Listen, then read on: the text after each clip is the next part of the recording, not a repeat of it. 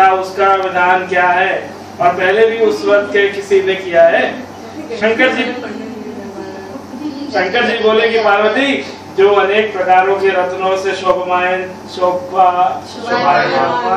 चांदी और सोने के भवनों से भरे विद्वान पुरुष से सुसेवित लोगों को वश में करने वाली दिव्य स्त्रियों से शोभायमान, जहाँ सदैव ही वेद ध्वनि होती है, ऐसे स्वर्ग में सभी मनोहर पराक्रम रमणीक शुक्र प्रस्तुर दिल्ली शहर में एक रमेश शर्मा नामक ज्ञानी ब्राह्मण रहता था।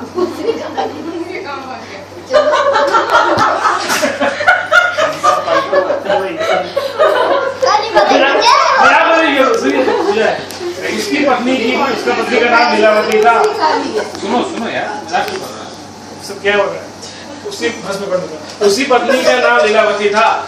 उसके महापराक्रमी 7 पुत्र और संपूर्ण लक्षणों से युक्त वीरवती नाम की एक कन्या उत्पन्न हुई।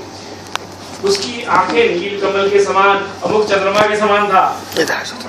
उसके विवाह के योग्य समय आ जाने पर रमेश शर्मा ने वेद शास्त्र के ज्ञाता विद्वान ब्राह्मण को विवाह विधि से प्रदान कर दिया। इसके पश्चात वीरवती ने अपने भाइयों की पुत्रियों समेत गौरी का व्रत किया। बस फिर कार्तिक कर्ण चतुर्थी के दिन व्रतोपवास कर सायंकाल में स्नान कर सबों ने भक्ति भाव से वट वृक्ष का चित्र बनाकर उनके नीचे शंकर जी, गणेश जी और स्वामी कार्तिकेय के साथ पार्वती जी का चित्र बनाया और ओम नमः शिवाय इस मंत्र में धूप दीप गंध पुष्प और अक्षतादि से गौरी का पूजन किया। फिर शिवाजी, गणेश जी तथा षडनन का अलग अलग पूजन करते हुए पकवान, अक्षत तथा दीप से युक्त 10 करवा और गेहूं, किसान और गुड़ से बनाए हुए पकवान तथा अन्य प्रकार की फलादी भोज्य पदार्थ को अर्पण करके देने के लिए चंद्रोदय का प्रतीक्षा करने लगी। इसी बीच में ये वीरवती बाला भूख प्यास से की पीड़ा से मूर्छित होकर पृथ्वी पर गिर पड़ी। तब उसके भाई बांधव उद्गान करने लगे।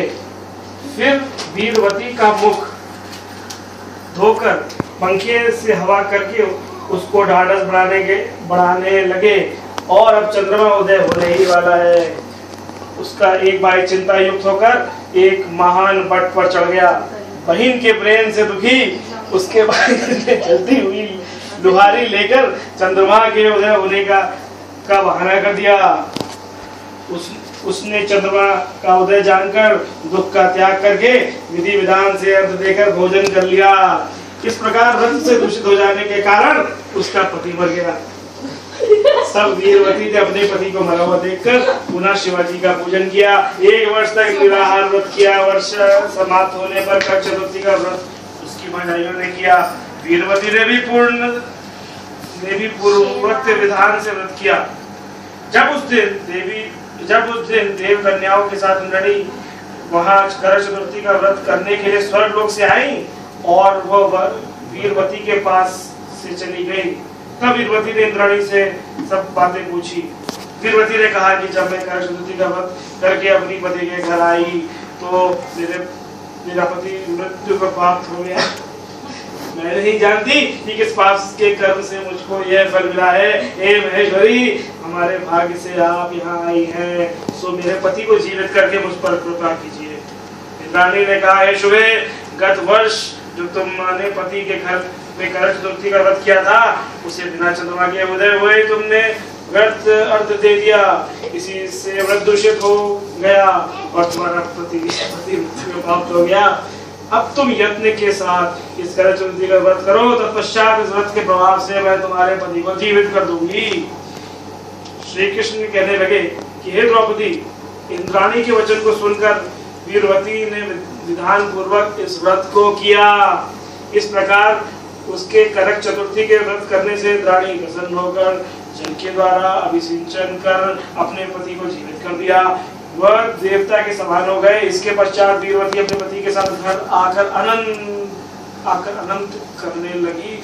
वीरवती के व्रत के प्रभाव से उसका पति पुत्रदायु को प्राप्त हुआ। इसलिए तुम भी इस व्रत का यत्न पूर्ण करो।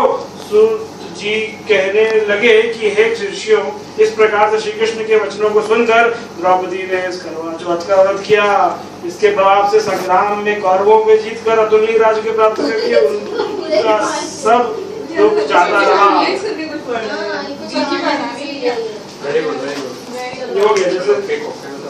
एंड करो इसका।